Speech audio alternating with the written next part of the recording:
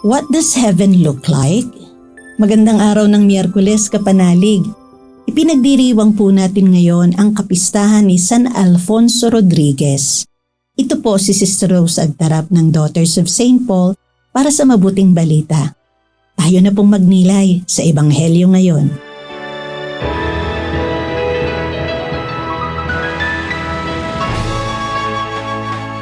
Dumaan si Jesus sa mga lungsod at mga nayon na nangangaral habang papunta siya sa Jerusalem.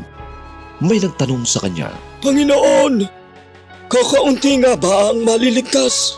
at sinabi ni Jesus sa mga tao, Magpumilit kayong pumasok sa makipot na pintuan, sapagkat sinasabi ko sa inyo, marami ang gustong pumasok at di makapapasok. Kapag tumindig na ang may-ari ng bahay at naisara na ang pinto, tatayo kayo sa labas na kumakatok at magsasabing, Panginoon, buksan mo kami. Sasagot naman siya sa inyo, Hindi ko alam kung taga saan kayo. kaya sasabihin ninyo, Kami ang kumain at uminom na kasalo mo at sa aming mga lansangang kanangharal. ngunit sasagutin niya kayo, Hindi ko alam kung taga saan kayo. Lumayo kayo sa akin, kayong mga gumagawa ng masama. Naroon ang iyakan at pagngangalit ng mga ngipin pagkakita ninyo kina Abraham, Isaac, Jacob at sa lahat ng propeta sa kaharian ng Diyos. At ipagtatabuyan naman kayo sa labas. At makikisalo naman sa kaharian ng Diyos ang mga darating mula sa silangan, kanluran, timog at hilaga.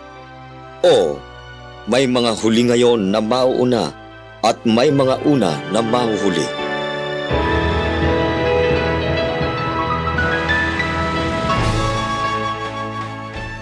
Magandang araw mga kapanalig, Brother Vince po ng Society of St. Paul. Minsan po may isang nanay ang lumapit sa akin, meron siyang kanser. May isa siyang anak na babae, 5 taong gulang pa lamang. Lagi daw tinatanong ng bata, Ma'am, what does heaven look like? Sabi niya, alam niyo po brother, ang hirap-hirap po sagutin. Paano nga ba sasagutin? Hirap man din akong umisip ng sagot, pero ito po ang sinagot ko sa kanya. Siguro magandang isagot po sa inyong anak, what do you want to see in heaven? A heaven full of clouds or cotton candies or chocolates? A place so happy? No matter what, there is one thing sure in heaven. We will be with God forever.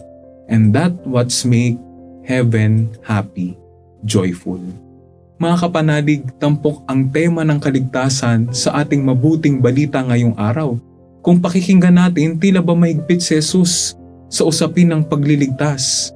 Pero sa katunayan, ibinuhos niya po ang lahat-lahat. Lubos-lubos ang kanyang pagbibigay at pag-aalay ng buhay para sa ating kaligtasan. Isa lang ang nais niya mula sa atin, ang ating pananampalataya. Kaya nga po, Jesus wants us to take and do our part in our salvation. Katulad ng kanyang lubos-lubosang pagbibigay, tinatawagan din tayong magsisi sa kasalanan, pagsumikapan na laging lumapit sa Diyos, magmalasakit sa kapwa, upang sa takip silim po ng ating mga buhay, makita natin ang maningning na ilaw ng ating kaligtasan. Kaya ano ang itsura ng langit? Sabi po ni San Pablo sa 1 Corinthians 2:9, Eye has not seen, nor ear heard, nor have entered into the heart of man the things which God has prepared for those who love Him.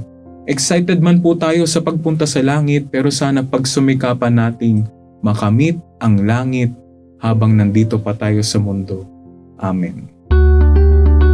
Mga kapanalig, suportahan po ninyo ang aming misyon. Subscribe, like, and follow Paulines sa aming social media accounts. Tulungan niyo po kaming maipagpatuloy ang programang ito at ipadala ang inyong donasyon sa aming donations channels. Kasama pong lagi ang inyong mga intensyon at kahilingan sa aming panalangin araw-araw. Ito pong muli si Sister Rose na nag-aanyaya sa inyong manalangin sa ating mahal na Inang Maria.